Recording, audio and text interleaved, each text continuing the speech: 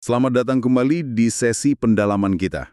Halo. Kali ini kita mau gali lebih dalam nih sebuah bab pembuka dari buku yang ngebahas soal Warren Buffett. Khususnya aturan main dia di awal-awal masa kemitraan investasinya. Betul. Sumber kita kali ini dari bab 1, judulnya Orientasi. Nah, misi kita kali ini yaitu membongkar pola pikir dasar yang Buffett tanamkan ke mitra-mitranya sejak awal banget. Prinsip fundamental yang jadi landasan suksesnya dia.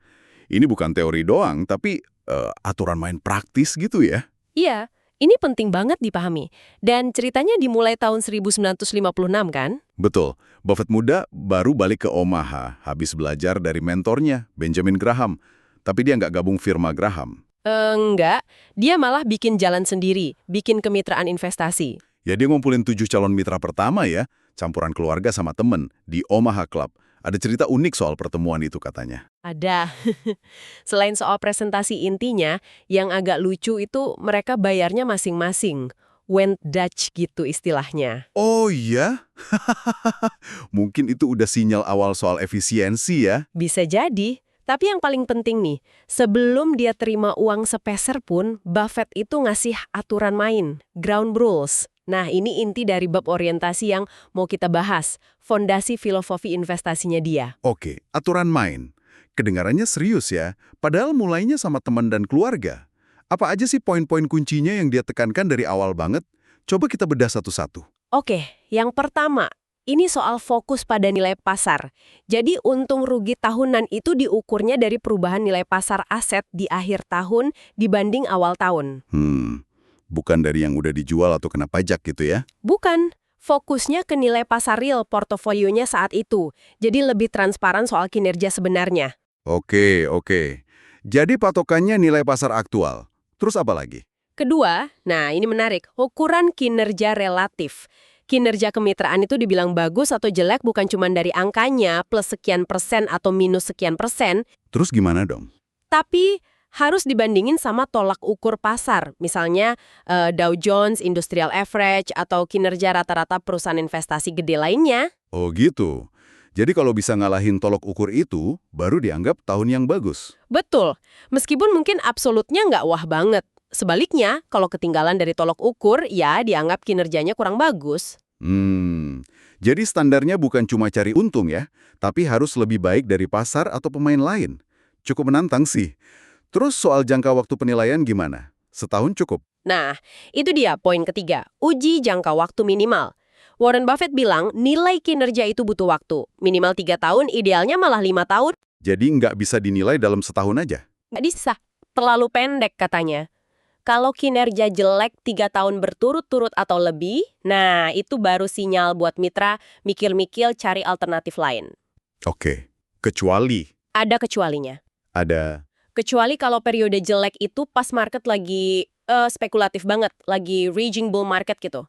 Mungkin strategi nilai agak ketinggalan sementara. Oke. Jadi ekspektasinya jelas ya. Ini main jangka panjang. Jangan panik gara-gara setahun. Penting ini buat psikologi mitra. Nah, terus gimana soal ramal-meramal pasar? Kan banyak tuh yang nyari guru pasar. Ini poin keempat. Dan ini, wah, lugas banget. Tidak meramal pasar. Buffett bilang terang-terangan, dia nggak bisa dan nggak akan coba-coba prediksi pasar saham atau ekonomi mau naik atau turun. Oh ya, langsung bilang gitu. Iya, pesannya jelas. Kalau Anda cari peramal, ya kemitraan ini bukan tempatnya. Gitu. Wah, itu berani banget ya di dunia investasi. Nolak jualan prediksi, padahal banyak yang nyari. Terus, kalau nggak janji ramalan, apa dong janji yang dia kasih ke mitra? Nah, itu poin kelima, janji Buffett. Dia nggak janjiin hasil sekian persen, tapi dia janjiin proses dan prinsip. Gimana tuh maksudnya? Pertama, dia janji investasi itu dipilih berdasarkan nilai. Nilai intrinsik bisnisnya. Bukan karena lagi ngetren atau populer aja sahamnya. Oke, fokus ke nilai. Kedua, Kedua, dia janji bakal berusaha keras meminimalkan risiko kerugian modal permanen. Ingat ya, permanen. Bukan cuma harga naik turun sesaat. Caranya pakai margin keamanan yang lebar. margin keamanan beli di bawah nilai wajar gitu. Betul, beli jauh di bawah perkiraan nilai wajarnya biar ada bantalan. Sama melakukan diversifikasi yang terkonsentrasi, nyebar tapi tetap fokus. Oke, nilai, margin keamanan, diversifikasi, ada lagi janjinya? Ada. Ketiga, dan ini krusial banget, komitmen pribadi. Hampir semua kekayaan bersih dia dan keluarganya itu diinvestasikan bareng mitra di kemitraan itu. Istilahnya skin in the game. Dia ikut ngerasain untung ruginya langsung. Wow, ini benar-benar bangun kepercayaan ya. Fokus ke metode, proteksi modal, plus dia sendiri ikut taruhan besar. Nggak heran mitranya langsung setuju dan kasih cek. Dan katanya aturan ini dikirim ulang tiap tahun ya? Iya, benar. Sumber kita bilang gitu. Dikirim ulang tiap tahun. Ini nunjukin betapa fundamentalnya prinsip ini buat dia. Biar semua ingat terus, jaga disiplin, jaga ekspektasi jangka panjang. Disiplinnya luar biasa. Dan semua ini, kerangka berpikirnya ini kan dipengaruhi banget sama mentornya, Benjamin Graham ya. Bab orientasi ini nekenin banget peran Graham kayak. Tepat sekali. Pengaruh Graham itu sentral banget di bab ini. Buffett kan ngaku muridnya Graham. Malah satu-satunya yang dapat A+ di kelas analisis sekuritas Graham di Columbia katanya. Wah, murid kesayangan berarti ya. Graham ini emang figur penting banget ya di dunia investasi. Banget. Dia dianggap bapak analisis sekuritas. Dia yang mengubah investasi dari yang tadinya kayak, seni gelap atau untung-untungan, jadi disiplin yang lebih rasional pakai analisis. Oke, jadi Graham ini kayak bawa logika ke pasar saham gitu ya.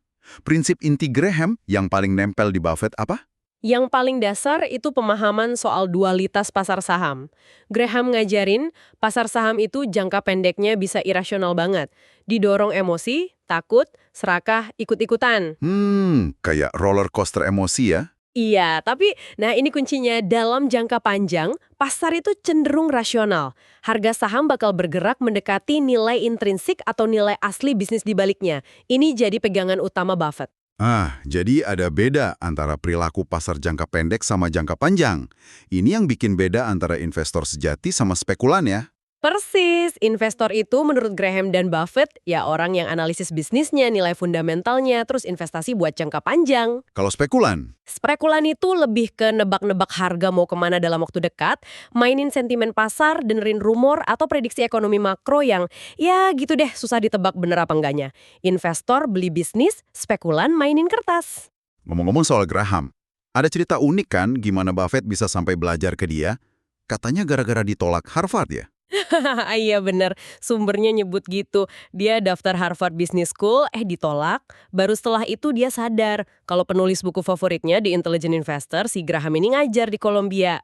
Wah, langsung daftar Columbia dia. Langsung. Jadi penolakan Harvard itu malah jadi jalan dia ketemu mentor utamanya. Kayak takdir ya. Berkah tersembunyi.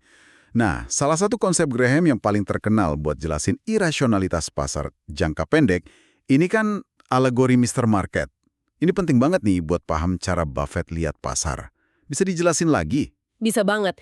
Ini alegori cerdas dari Graham. Jadi, bayangin aja pasar saham itu kayak rekan bisnis kita, namanya Mr. Market. Oke, punya partner bisnis namanya Mr. Market. Sifatnya gimana? Nah, sifatnya ini unik banget. Dia itu manik depresif, bipolar gitu. Moodnya bisa berubah drastis dari hari ke hari, kadang seneng banget, kadang sedih banget, tanpa alasan fundamental yang jelas seringnya. Waduh, rekan bisnis yang agak repot ya. Terus dia ngapain tiap hari? Tiap hari dia pasti datang nawarin dua hal. Mau beli bagian bisnis Anda, atau mau jual bagian bisnis dia ke Anda. Nah, harga tawarannya ini tergantung mood dia hari itu. Harganya nggak stabil dong? Banget. Kalau dia lagi euforia, optimis banget, dia nawar tinggi buat beli punya Anda. Atau minta mahal banget kalau dia mau jual punya dia. Sebaliknya kalau lagi depresi?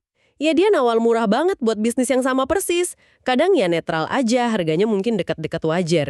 Oke, jadi si Mr. Market ini emosional. Tawarannya ya cerminan emosinya. Belum tentu nilai asli bisnisnya.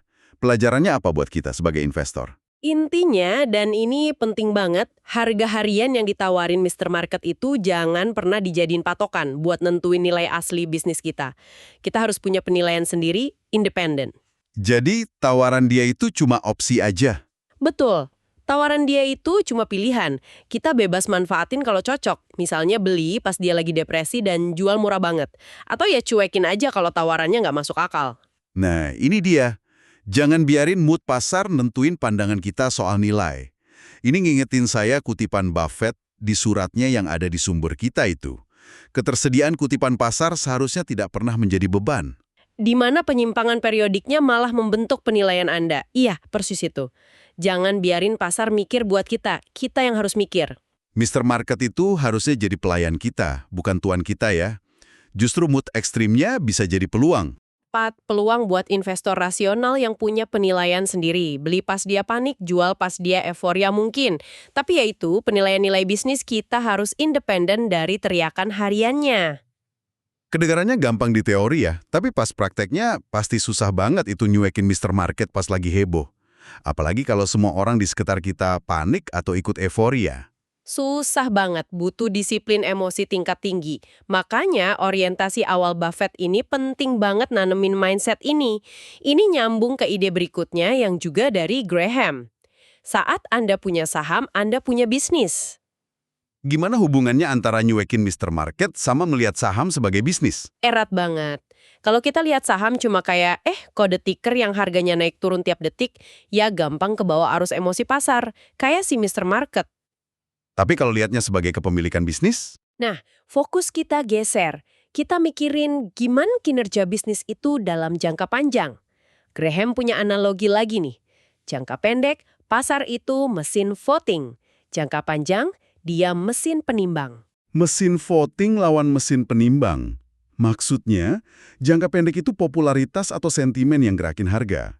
Tapi jangka panjang, fundamental bisnisnya, beratnya itu yang nentuin nilai. Persis. Secara matematis juga gitu. Total hasil dari semua saham perusahaan seumur hidupnya, itu ya harus sama persis dengan total hasil bisnis perusahaan itu sendiri. Oh gitu ya? Jadi kue keuntungannya ya sebesar kinerja bisnisnya itu. Iya. Makanya, kalau kita bisa analisis dan prediksi kinerja bisnis jangka panjangnya dengan cukup baik, kemungkinan besar hasil investasi kita dari sahamnya ya bakal sejalan. Asal, tadi ada syaratnya kan? Iya, asal nggak bayar kemahalan pas beli sahamnya. Ini balik lagi ke margin keamanan tadi. Beli bisnis bagus di harga yang masuk akal atau kalau bisa murah. Harga beli jadi kunci ya, sepenting kualitas bisnisnya. Kunci banget. Ini juga artinya kita harus skeptis sama ramalan pasar jangka pendek atau prediksi makro. Fokusnya ya balik lagi ke analisis bisnisnya.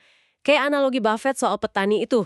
Yang mana tuh? Petani kan nggak bakal jual ladangnya cuma gara-gara ada ramalan cuaca buruk tahun depan atau karena bank sentral mungkin naikin suku bunga.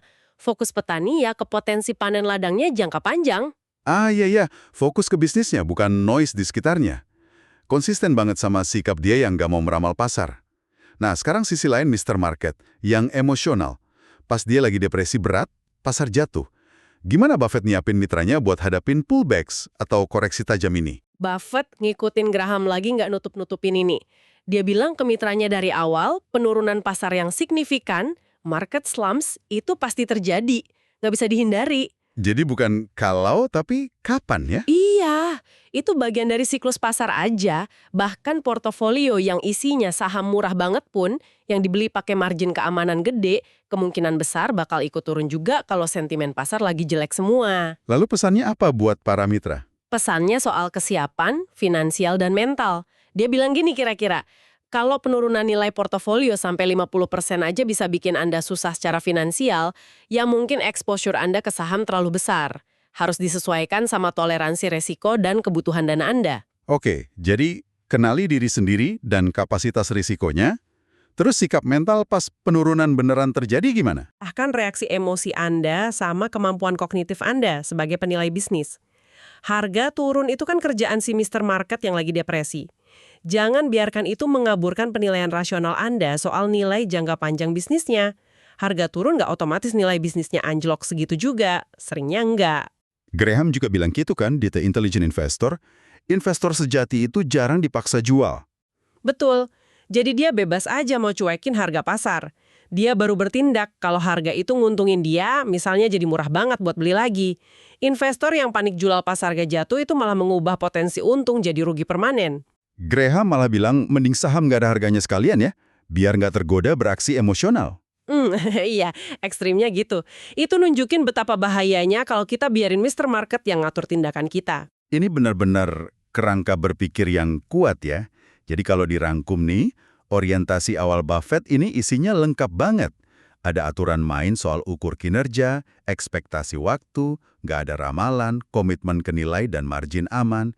Terus, pengakuan pengaruh Graham, bedain investor versus spekulan. Terus pemahaman soal Mr. Market? Iya, buat fokus ke analisis bisnis, bukan harga harian. Dan terakhir, siap mental dan finansial hadapin penurunan pasar, jangan panik, pegang teguh nilai intrinsik. Dan yang penting, dia nggak cuma ngomong sekali. Dia ulang-ulang terus prinsip ini di surat tahunannya. Sumber kita nyebut contoh surat tahun 65, 66. Dia tegaskan lagi soal skeptis sama peramal, fokus ke analisis perusahaan, kutipan pasar itu alat, bukan panduan.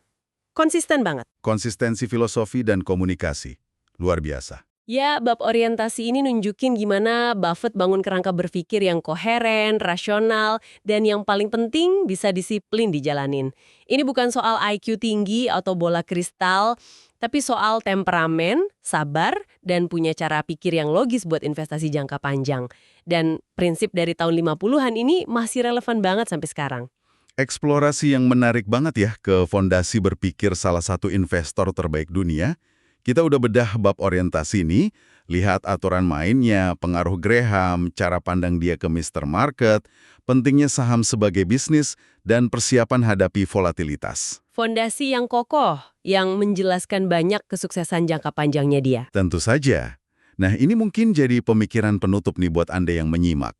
Di tengah semua info dan kebisingan pasar sekarang ini, seberapa sering sih tanpa sadar kita biarin Mr. Market entah yang lagi panik atau euforia ngatur keputusan finansial jangka panjang kita? Pertanyaan bagus itu. Dan mungkin yang lebih penting lagi, apakah Anda sendiri sudah punya aturan main pribadi yang jelas, yang Anda pegang teguh dalam perjalanan investasi Anda? Refleksi yang penting ya di zaman serba cepat dan banyak gangguan ini. Oke, terima kasih banyak sudah menyimak sesi pendalaman kita kali ini. Sampai jumpa di eksplorasi berikutnya. Sampai jumpa.